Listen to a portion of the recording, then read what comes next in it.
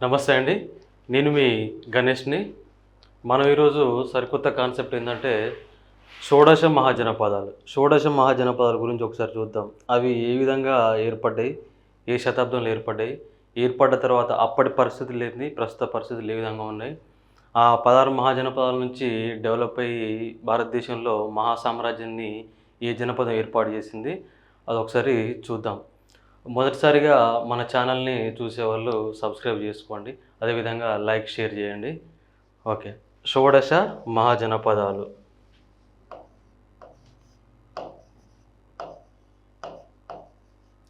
షోడశ మహాజనపదాలు.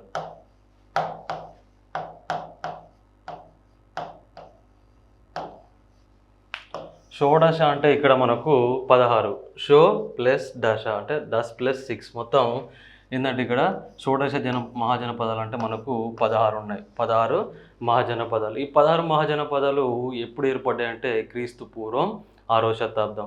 6వ శతాబ్దం నాటికి మహాజనపదాలు అనేవి ఉన్నాయి. ఈ 16 మహాజనపదాల గురించి తొలిసారిగా ప్రస్తావించింది ఏంటంటే ఒక బౌద్ధ గ్రంథం. అది సుత్త పీఠికలోని అంగుత్తర నికాయ. సుత్త పీఠికలోని అంగుత్తర నికాయ. అంగుత్తర నికాయ. మనకు మొత్తం 3 పీఠికలు ఉంటాయి బౌద్ధ మతానికి సంబంధించి. వాటిని త్రిపీఠకాలు అంటారు. త్రిపీఠకాలు సుత్త పీఠిక, వినయ పీఠిక, అభిధమ్మ పీఠిక అని ఉంటాయి. వాటిల్లో సుత్త పీఠిక. ఈ సుత్త పీఠిక తొలిసారిగా సుత్త పీఠికలోని అంగుత్తర నికాయ అనేది 16 మహాజనపదాల గురించి ప్రస్తావించింది. అదేవిధంగా శ్రీమతి రైస్ డేవిడ్స్ అనే ఆమె ఒక ఉంటుంది. శ్రీమతి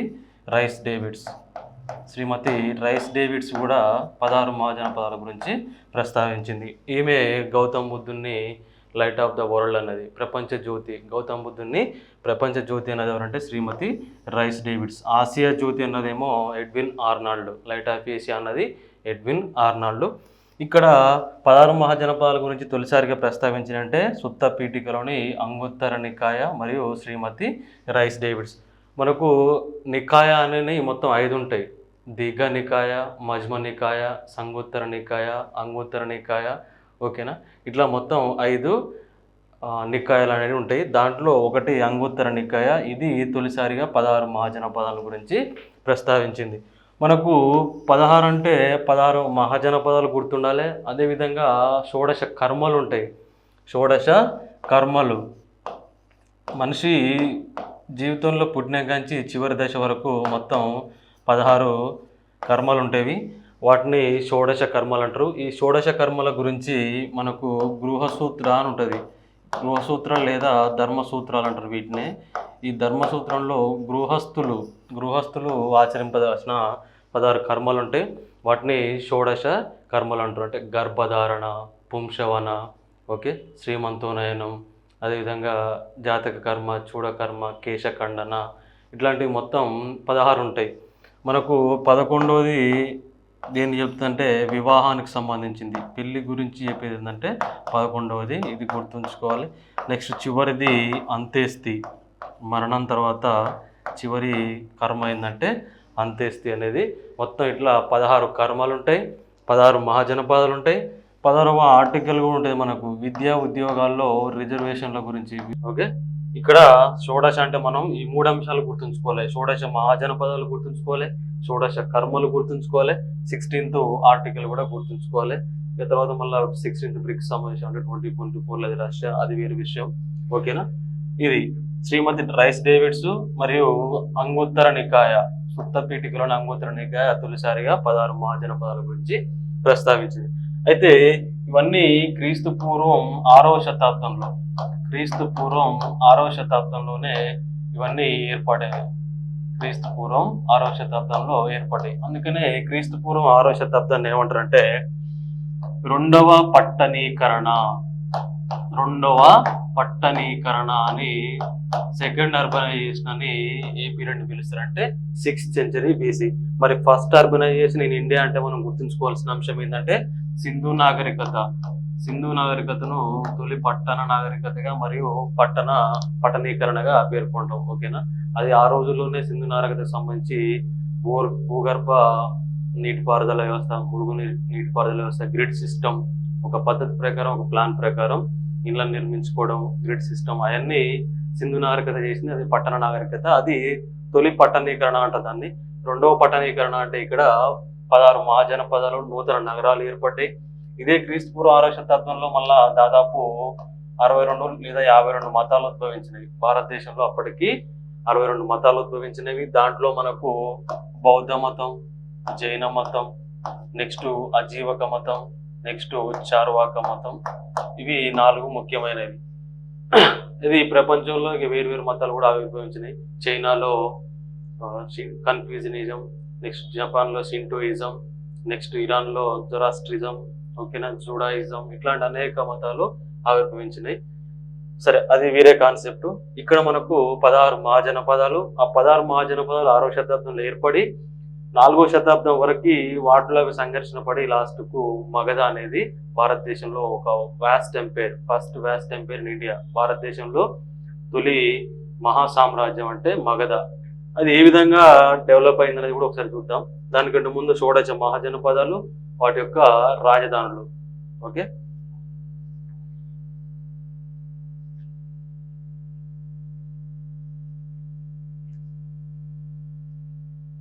ఇక్కడ మగధ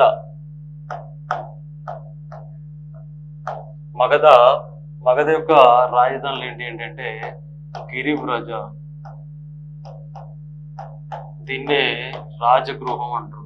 గిరివ్రజ లేదా రాజగృహం, గిరివ్రజ లేదా రాజగృహం. ఆ తర్వాత మగధకు ఇంకొక క్యాపిటల్ సిటీ ఏంటంటే పాటలీపుత్రం.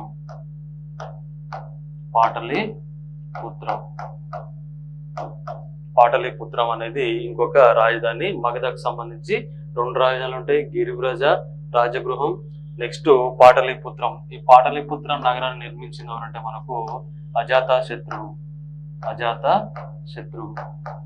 ఈ పాటలీపుత్రమే నేటి పాట్నా, బీహార్ రాజధాని పాట్నా. ఒకప్పుడు పాటలీపుత్రంగా పిలువబడింది. దానికి కుసుమపురం అని ఇంకొక పేరు ఉండేది. పాటలీపుత్రానికి కుసుమపురం అని ఇంకో పేరు ఉండేది ప్రాచీన భారతదేశంలో. నేటి ఆధునిక నామం అంటే పాట్నా. పాట్నా అనేది బీహార్ కి రాజధాని. ఇది మగధ అంటే నేటి బీహార్ జార్ఖండ్. నేటి బీహార్ జార్ఖండ్ ఒకప్పటి మగధ. ఇది అత్యంత శక్తివంతమైనది, తొలి సామ్రాజ్యాన్ని ఏర్పాటు చేసింది. నెక్స్ట్ రెండోది కాశీ. కాశీకి రాజధాని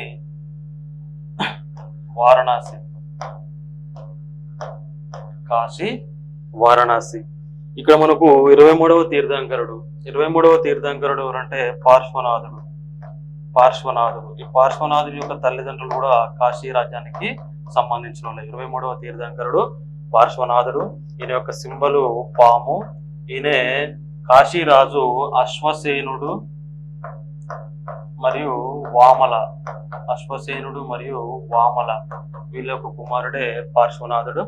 ఆయన యొక్క బిరుదు శతాయువు అనే బిరుదు. 100 సంవత్సరాల వయసులో బెంగాల్లోని సమ్మెట్ పర్వం అని ఉంటది, అక్కడ మరణించిండు. ఓకే, పార్శ్వనాథుడు యొక్క తల్లిదండ్రులు కూడా కాశీ రాజ్యానికి సంబంధించిన వాళ్ళే, అశ్వసేనుడు మరియు వామల. ఈ పార్శ్వనాథుని సింబలు పాము. ఈయన జైన మతంలో 4 సిద్ధాంతాలను బోధించిండు. ఆ 4టికి వర్ధమాన మహావీరుడు బ్రహ్మచర్యత్వాన్ని జోడించిండు. దీంతో పంచవ్రతాలైన జైన మతంలో 5 principles are 5 rows of Jainism. Okay, next Kashi తర్వాత కోసల. బాబు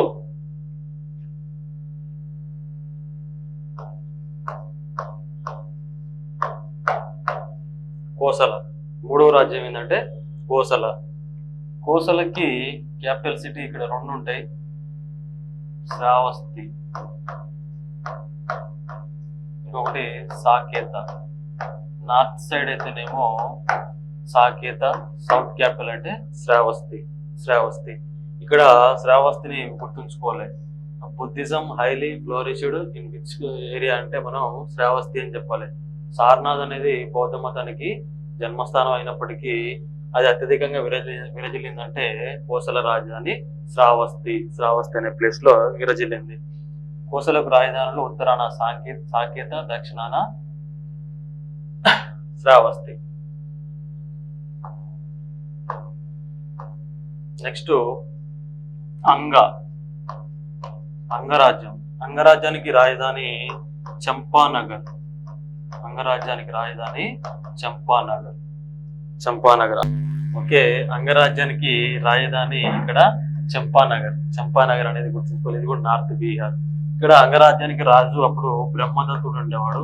ఈ బ్రహ్మదత్తుడిని ఓడించింది ఎవరంటే బింబిసారుడు. ఈ బ్రహ్మదత్తుడిని ఓడించి బింబిసారుడు ఈ అంగరాజ్యానికి రాజుగా ఎవరిని చేశారంటే అజాతశత్రువును నియమించాడు. అజాతశత్రువును నియమిస్తే ఇంతటితోని రాజ్యాకాంక్ష పెరిగిన అజాతశత్రువు ఏం చేసిందంటే మొత్తం పరిపాలించాలనే కాంక్షతోటి తండ్రిని కూడా హత్య చేసిండు. అందుకనే ఆయనకు ఒక బిరుదు ఉంటది. భారతదేశంలో పితృహంతకుడైన మొదటి రాజు అంటే మనం అజాతశత్రువు అని చెప్పాలి. తండ్రిని చంపిన సింహాసనం అధిష్ఠించిండు. ఎట్లా భారతదేశంలో తొలి పితృహంతకుడు అంటే అజాతశత్రువు అని చెప్పాలి. రెండవ పితృహంతకుడు అంటే విరూధకుడు. కోసల రాజు ప్రసేనజిత్తుని చంపి అంటే తండ్రిని చంపి సింహాసనం అధిష్ఠించిన ఆయన కొడుకు కూడా. ఇదొక అంశం. కునిక అనే బిరుదు అంటే అజాత శత్రువుకు ఉన్నది. కునిక అంటే అర్థం ఏంటంటే కుట్రలు పన్నేవాడు అని అర్థం. ఇక మనకు మైథాలజీ ప్రకారం మనం మహాభారతం చదువుకున్నప్పుడు అంగరాజ్యానికి రాజుగా మనం కర్ణుడిని పేర్కొంటాం. కర్ణుడిని అంత శక్తి సామర్థ్యాలు ఉన్నప్పటికీ సోషల్ డిస్క్రిమినేషన్ లేదా సామాజిక వెలి మొదలగు కారణాల వల్ల ఆయన ప్రతిభ ఉన్నా సాధించలేకపోతాడు. ఆయనకు అట్లాంటి టైంలో ఇబ్బంది పడుతున్నప్పుడు అంగరాజు కర్ణుడికి పిలిచి రాజ్యం ఇచ్చింది ఎవరంటే మనకు దుర్యోధనుడు. అది వేరే అంశం, అది మైథాలజీకి సంబంధించింది. ఆ అంగరాజ్యానికి రాజు కూడా ఎవరంటే కర్ణుడు. ఇక్కడ 6వ శతాబ్దం ఆ టైంలో మాత్రం బ్రహ్మదత్తుడు రాజుగా ఉండేవాడు. బింబిసారుడు ఈయన ఓడించి బ్రహ్మదత్తుని ఓడించి ఆ రాజ్యాన్ని ఆక్రమించి అజాతశత్రువు రాజుగా నియమించిండు. అంతటితో ఆగని అజాతశత్రువు రాజ్యాకాంక్ష విపరీతంగా పెరిగి చివరికి తండ్రిని చంపడానికి కూడా సిద్ధపడ్డాడు. ఓకే, ఇది 4.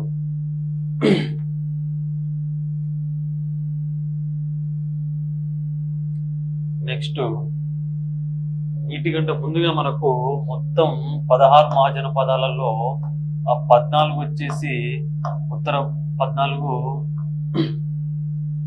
రాజరిక రాజ్యాలు. 14 రాజరిక రాజ్యాలు, 2 ఏమో గణరాజ్యాలు. రిపబ్లికన్ స్టేట్స్ 2 ఉంటాయి. అవి వజ్జి మరియు మల్ల ఇవి 2 రిపబ్లికన్ స్టేట్స్. 14 రాజరిక రాజ్యాలు ఉన్నాయి. ఈ 16లో 15 ఉత్తర భారతదేశంలో వెలసిల్లినాయి. 15 ఏమో ఉత్తర భారతదేశంలో వెలసిల్లితే దక్షిణ భారతదేశంలో వెలసిల్లిన ఏకైక జనపదం అంటే మన యొక్క అస్మక అనేది దక్షిణ భారతదేశంలోని ఏకైక జనపదం. ఈ అస్మకకు రాజధాని పోతన్. అదే నేటి నిజామాబాద్ జిల్లాలోని పోతన్ లేదా బోధన్. దీనికి ఏకచక్రాపురం,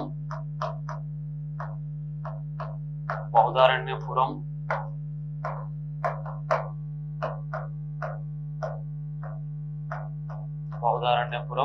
మొదలగు పేర్లన్నీ కూడా ఏ రాజ్యానికి ఉన్నాయంటే అస్మక రాజ్యానికి ఉన్నాయి.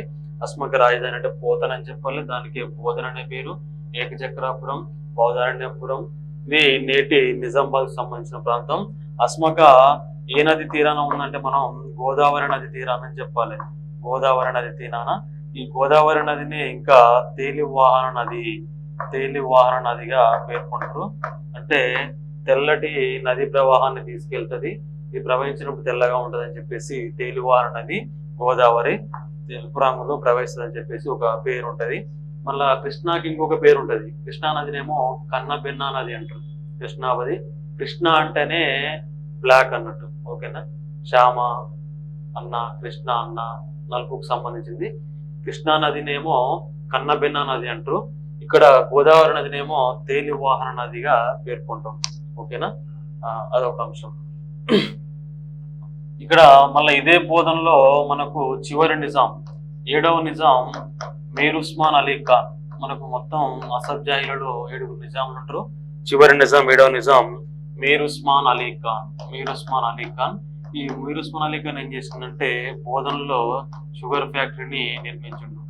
అది ఆసియాలోనే అతిపెద్ద షుగర్ ఫ్యాక్టరీ, ఆసియాలో అతిపెద్ద చక్కెర కర్మాగారం అంటే బోధనలో ఉంది. దాన్ని ఏ సంవత్సరం నిర్మించిందంటే 1937లో నిర్మించింది. ఇదొక అంశం గుర్తుంచుకోవాలి. మనకిప్పుడు ఈ అస్మక రాజ్యాన్ని పరిపాలించిన ఆధారాలు, ఈ అస్మక రాజ్యాన్ని అప్పుడు మనకు మొదటి తీర్థంకరుడు ఋషభనాథుడు ఉంటాడు. మొదటి తీర్థంకరుడు ఋషభనాథుడు.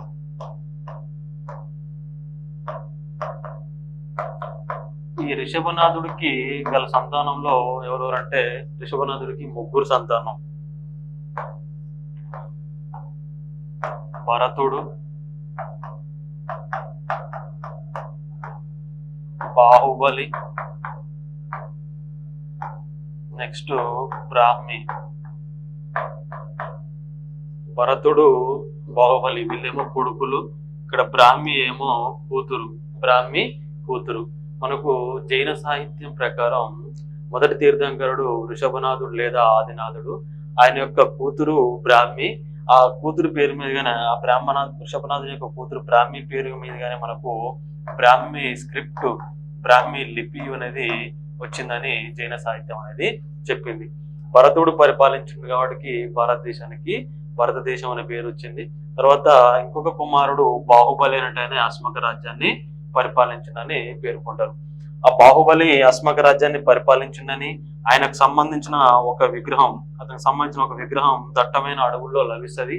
అటువంటి విగ్రహాన్నే తీసుకెళ్లి క్రీస్తు శకం అట్లాంటి విగ్రహాన్నే క్రీస్తు శకం 981 ఆ టైంలో పశ్చిమ గాంగుల దగ్గర మంత్రిగా పనిచేస్తున్న చాముండరాయ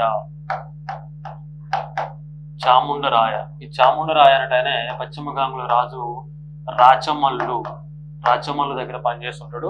ఆ చాముండరాయ అంటే ఆయన ఏం చేసిందంటే సేమ్ అస్మక రాజ్యంలో కనిపించినటువంటి విగ్రహాన్ని ఆయన అట్లాంటి కొలతలతోటి అదే విధంగా ఎక్కడంటే శ్రావణ బెల్గోలాలో నిర్మించిండు. కర్ణాటకలోని శ్రావణ బెల్గోలాలో నిర్మించిండు. ఆయన పేరు చాముండరాయ. పశ్చిమ గాంగుల దగ్గర మంత్రిగా పనిచేసిండు. ఓకేనా. ఆ శ్రావణ బెల్గోలా అనేది దిగంబర జైనులకు పవిత్ర ప్రదేశం.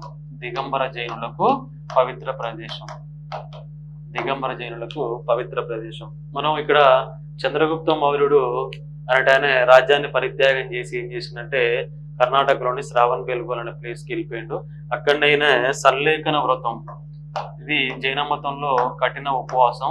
సల్లేఖన వ్రతం అంటే తమ జీవితం చివరి దశలో ఎటువంటి అన్నపానీయాలు తీసుకోకుండా శరీరాన్ని శుష్కింపజేసుకొని దాదాపు శరీరంలోని 206 ఎముకలు కనపడే విధంగా, అంటే ఎటువంటి అన్న పానీయాలు సేకరించరు, శరీరం దానంతట అదే చనిపోవాలి అనే సిద్ధాంతం కఠినంగా ఉంటది. అది సల్లేఖన వ్రతం. దాన్ని ఆచరించి మరణించింది ఎవరంటే చంద్రగుప్త మౌర్యుడు. ఆ ప్లేస్ కూడా ఏంటంటే చంద్రగిరుడు అనే ప్లేస్ ఉంటది.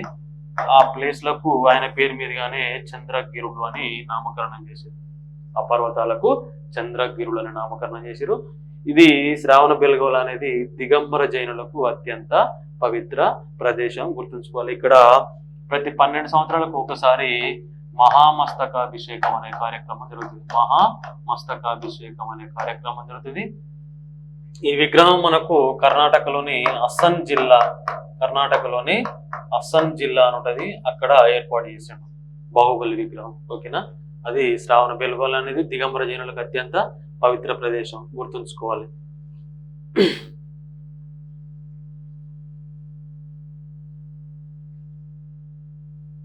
మనం మగధ రాజ్యం దాని రాజధాని చూసినాం, కాశీ, నెక్స్ట్ కోసల అంగరాజ్యం చూసినాం, అస్మకకు సంబంధించిన ఇన్ఫర్మేషన్ కూడా చూసినాం. నెక్స్ట్ అవంతి. దీనికి రాజధానులు ఉత్తరాన ఉజ్జయిని,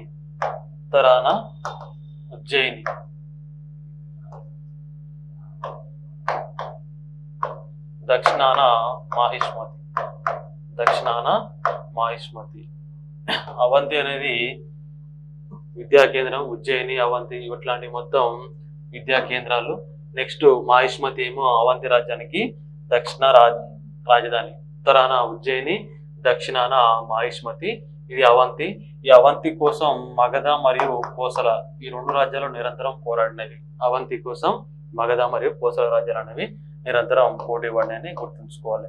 రెండు గణరాజ్యాల గురించి చూద్దాం ఒకసారి. వజ్జి, ఈ వజ్జికి రాజధాని వైశాలి. వజ్జికి రాజధాని వైశాలి. ఈ వజ్జి రాజ్యాన్ని అష్టకులిక అనే వాళ్ళు పరిపాలించారు. అష్టకులిక అంటే 8 మంది కూటమి అనేది ఉంటుంది. అష్టకులిక కూటమి పరిపాలించింది వజ్జి రాజధాని వైశాలి.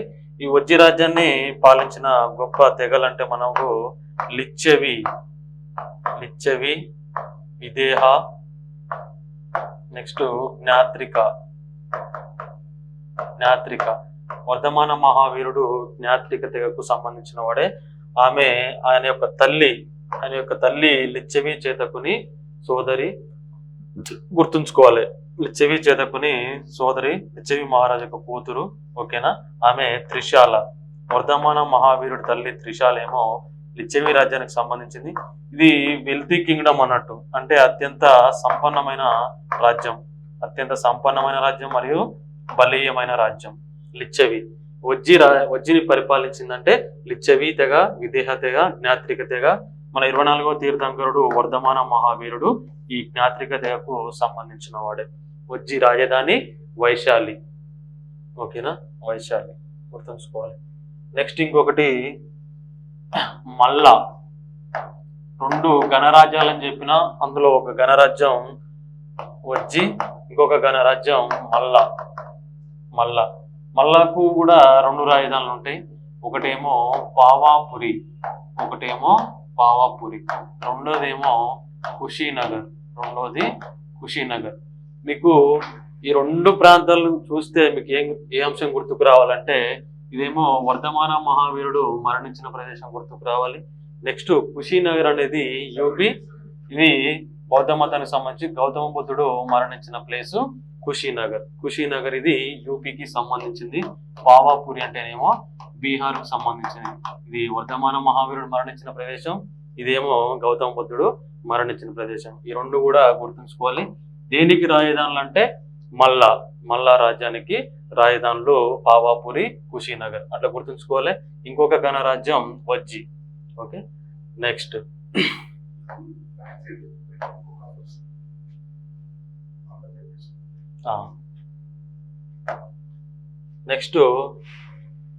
వత్స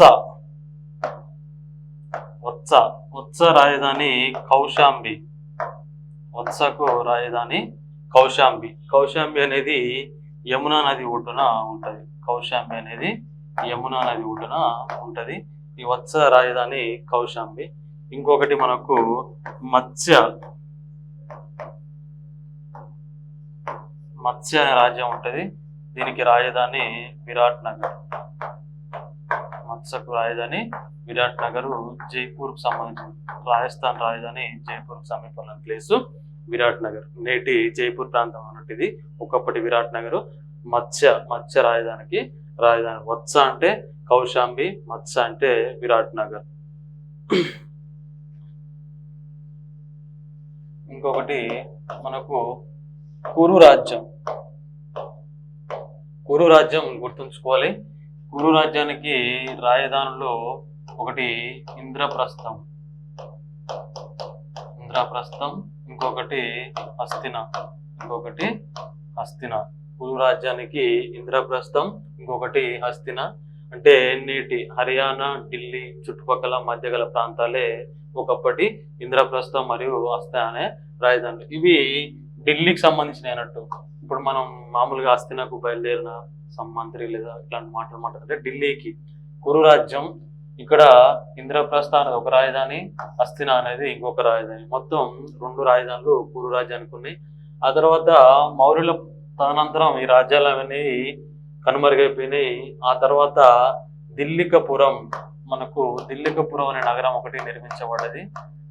దిల్లికపురం 736లో, క్రీస్తు శకం 736లో దిల్లికపురం తోమాల్ రాజు అనంగపాల తోమారుడు అంటే ఈయన ఏం చేసిందంటే దిల్లికపురం నగరాన్ని నిర్మించిండు. ఆ తర్వాత ఢిల్లీపురం చుట్టూ ఆ తర్వాత వచ్చిన 5 ఢిల్లీ సుల్తాన్లు, ఆ తర్వాత వచ్చిన 2 మొఘల్ సుల్తాన్లు, వీళ్ళు ఏం చేసిరంటే కొన్ని రాజ్యాలను ఏర్పాటు చేసిరు. ఇదంతా కలిసి లాస్ట్ కు మనకు ఢిల్లీ అనేది అయిపోయింది. ఆ తర్వాత ఢిల్లీని కేంద్రంగా చేసుకొని వీళ్ళు ఢిల్లీ సుల్తాన్లు పరిపాలించారు. ఆ తర్వాత మొఘల్ సుల్తాన్లు పరిపాలించారు. ఢిల్లీ అనేది చాలా సంవత్సరాల వరకు రాజధానిగా ఉంది. ఆ తర్వాత బ్రిటిష్ వాళ్ళ కాలంలో 1911 వరకు రాజధానిగా ఉండే, ఆ తర్వాత రాజధాని మార్పు జరిగింది. కలకత్తా నుంచి ఢిల్లీకి రాజధాని అనేది మార్చారు. ఇదొక అంశం. కురు రాజ్యం అంటే మనం ఇంద్రప్రస్థ, హస్తిన అనే అంశము 2 గుర్తుంచుకోవాలి.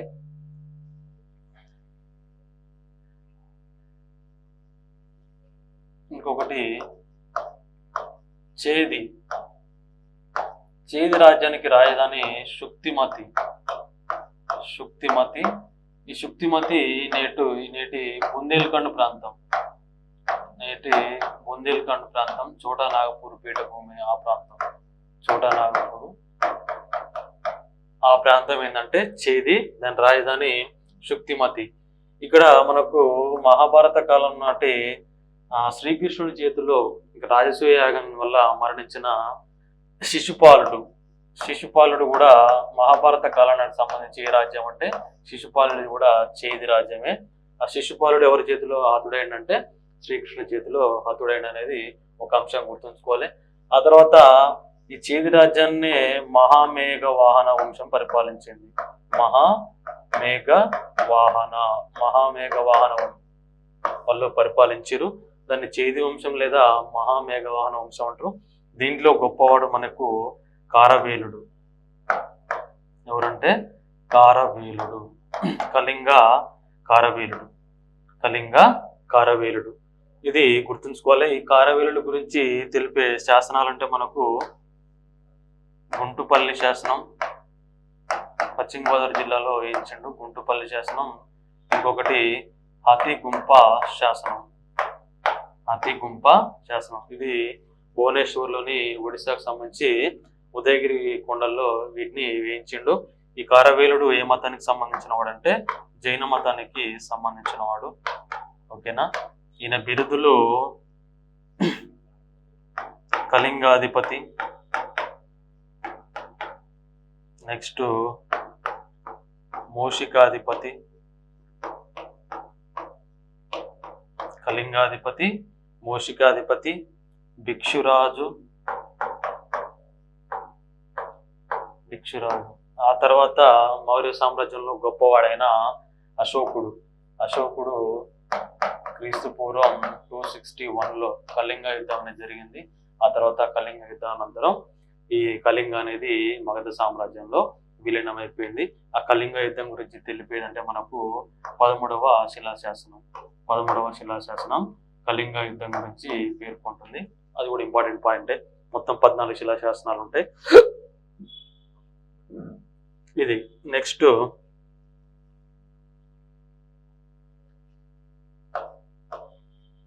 13వది పాంచాల. Next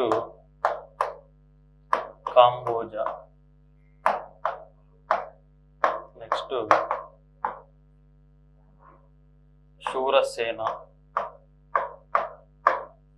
next Gandhara. ఈ రాజ్యాలు గుర్తుంచుకోలే. మనం మొత్తం 16 మహాజనపదాలు అయితే ఇక్కడ పాంచాలకు రాజధాని అహిచ్ఛత్రం, కాంపిల్య. ఇక్కడ మహాభారత కాలంలో ద్రౌపది వాళ్ళ తండ్రిదండ్రులకు సంబంధించి ఓకేనా ఆ రాజ్యం ఏంటంటే పాంచాలి అని అంటాం మనం ద్రౌపదిని, అందుకని ఇక్కడ గుర్తుంచుకోవాలి. ఆమె రాజ్యం పాంచాల. అహిచ్ఛత్రం లేదా కాంపిల్య అనేది దాని యొక్క రాజధాని. నెక్స్ట్ కాంబోజా అంటే దీని రాజధాని రాజపుర. దీన్ని మనం అటక్ అని పిలుస్తున్నాం. ప్రస్తుతం ఆఫ్ఘనిస్తాన్ పాకిస్తాన్ బార్డర్కి వెళ్ళిపోయింది. కాంబోజా రాజపురం. నెక్స్ట్ శూరసేనకు రాజధాని మధుర. మధుర. మధుర యూపీ. మధుర యూపీకి సంబంధించిన ప్రాంతం. మదురై వేరు, పాండ్యుల రాజధాని మదురై, తమిళనాడు మీనాక్షి టెంపుల్ అది మదురై. ఇక్కడ మధుర యూపీకి సంబంధించింది, శూరసేన రాజధాని మధుర. ఇది గొప్ప కళా కేంద్రం అన్నట్టు, గొప్ప కళా కేంద్రం. నెక్స్ట్ ఇక్కడ మధుర శిల్పకళ అనేది ఫేమస్. మధుర శిల్పకళ.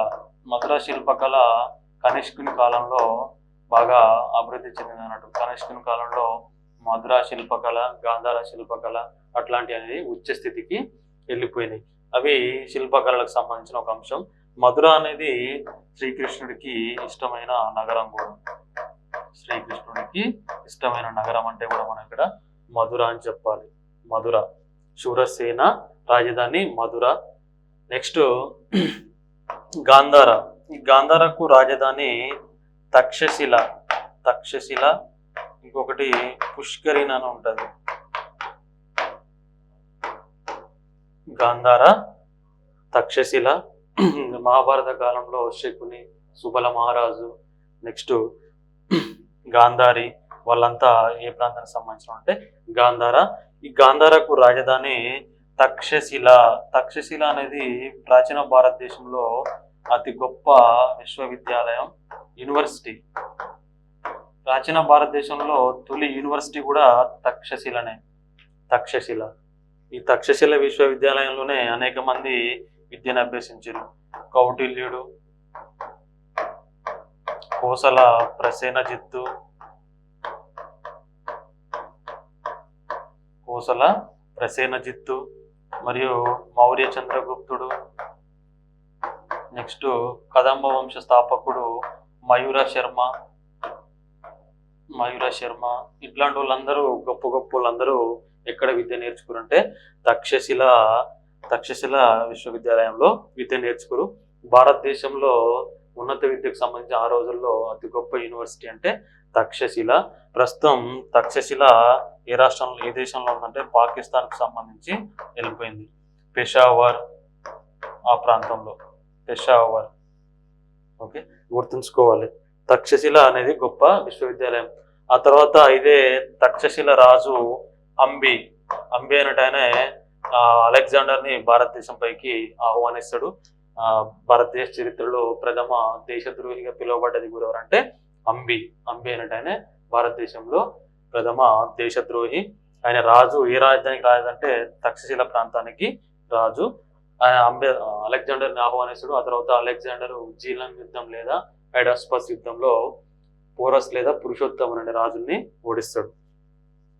ఇవి కంప్లీట్ గా షోడశ మహాజనపదాలు, 16 మహాజనపదాలు. ఆ 16 మహాజనపదాలలో మొత్తం ఇవి అన్ని క్రీస్తు పూర్వం 6వ శతాబ్దంలో ఏర్పడ్డాయి. క్రీస్తు పూర్వం 6వ శతాబ్దంలో ఏర్పడి క్రీస్తు పూర్వం 4వ శతాబ్దం వరకల్లా నిరంతరం సంఘర్షణలు పడి ఒక రాజ్యం ఇంకొక రాజ్యం మీద సంఘర్షణలు పడి చివరికి మగధ అనేది భారతదేశంలో అతి గొప్ప మహాసామ్రాజ్యంగా ఏర్పడింది. మగధ సామ్రాజ్యం ఏర్పడింది. మరి మగధ డెవలప్ కావడానికి గల కారణాలు ఏంటి? మగధ అనేది డెవలప్ కావడానికి గల కారణాలు ఏంటంటే ఇక్కడ ఇనుప గనులు లభ్యమైనవి. ఇనుప గనులు లభ్యమవడం వల్ల ఆయుధ సంపత్తి అనేది వీళ్ళకు పెరిగింది. ఇక్కడ గంగా, గండక్ మరియు సోన్, నిరంతరం ప్రవహించడం వల్ల, ఇట్లాంటి నదులు నిరంతరం ప్రవహించడం వల్ల ఆ ప్రాంతం అనేది సస్యశ్యామలమైంది. బాగా ఆర్థికంగా డెవలప్ అనేది జరిగింది. నెక్స్ట్ ఇక్కడ దట్టమైన అడవులు ఉన్నాయి. ఇదంతా దట్టమైన అడవులు ఉండడం వల్ల ఏమైందంటే వీళ్ళ యొక్క గజదళం అనేది బాగా అభివృద్ధి చెందింది. ఎందుకంటే చుట్టూ దట్టమైన అడవులు ఉన్నాయి.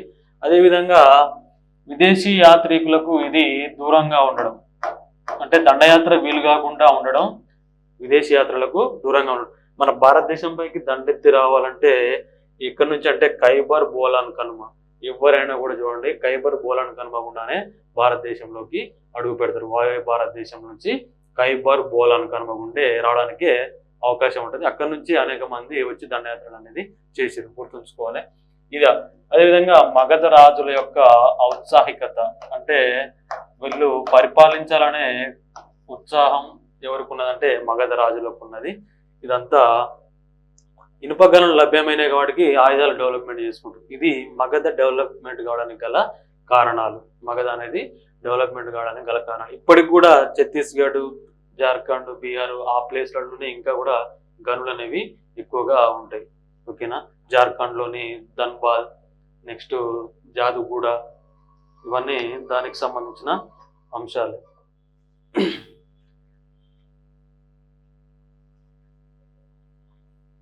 దీన్ని బట్టి మనకు గుర్తుపెట్టుకోవాల్సిన అంశాలు ఏంటంటే రాజధానులు, మహాజనపదాలు, వాటి యొక్క రాజధానులు.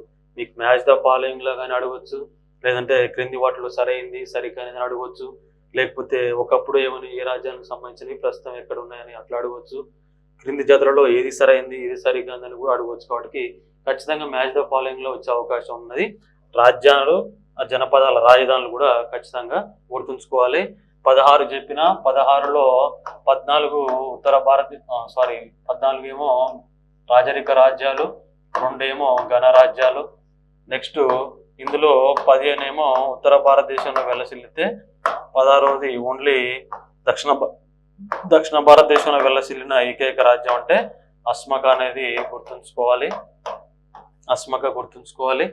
నెక్స్ట్ ఏ నది తీరానంటే గోదావరి నది తీరాననేది గుర్తుంచుకోవాలి. ఇట్లా దీనికి సంబంధించిన ఏ విధంగా అడిగినా కూడా మనం చేసేటట్టు ఉండాలి. ఇక్కడ చేది రాజ్యానికి సంబంధించి ఇక్కడ ఇంతకుముందు శిశుపాలుడు అని చెప్పిన, ఈ శిశుపాలుడి పైన ఒక పుస్తకం ఉంటుంది, మాగుడు. మాగుడు అంటే ఆయన ఏం చేసిందంటే శిశుపాలుడి వధ అనేది పుస్తకాన్ని రాసిండు. శిశుపాలుడి వధ అంటే ఆ అంశం వచ్చింది కాబట్టి చెప్తున్నా, గుర్తుంచుకోవాలి. 16 మహాజనపదాలు, 16 కర్మలు, షోడశ కర్మలు, 16వ ఆర్టికల్. ఇట్లా గుర్తుంచుకోవాలి. విద్యా ఉద్యోగాలకు సంబంధించి రిజర్వేషన్ గురించి తెలుగు ఆర్టికల్ అంటే ఆర్టికల్ 16. 16 కర్మలు అనేవి కూడా ఉంటాయి. ఈ 16 కర్మలు గృహ సూత్రం లేదా ధర్మ సూత్రాలని ఉంటాయి, అందులో ఉంటాయి. మనిషి పుట్టిన నుంచి మరణం వరకు మొత్తం 16 కర్మలు ఆచరించాలి అనేవి ఉంటాయి. అవి కూడా ఒకసారి చెప్పిన, మళ్ళీ ఇంకో క్లాస్లో వాటి గురించి కూడా చూద్దాం. ఓకే. మన క్లాస్ నచ్చితే సబ్స్క్రైబ్ చేయండి, లైక్ చేయండి, షేర్ చేయండి. Ganesh sir YouTube classes. Thank you. మీకు మరిన్ని అంశాలు, ఇంకా కొన్ని మంచి అంశాలు తీసుకొచ్చి కరెంట్ అఫైర్స్ సంబంధించిన అంశం, పాలిటిక్స్ సంబంధించిన అంశమైనా, ఇంకా మన కాంపిటేటివ్ ఫీల్డ్కి ఉద్యోగానికి సంబంధించి ఉద్యోగం వచ్చే విధంగా చదువుకోవాలి. దానికి సంబంధించి ఏ అంశం ఉన్నా మనం డిస్కస్ చేద్దాం. ఓకేనా. Please subscribe.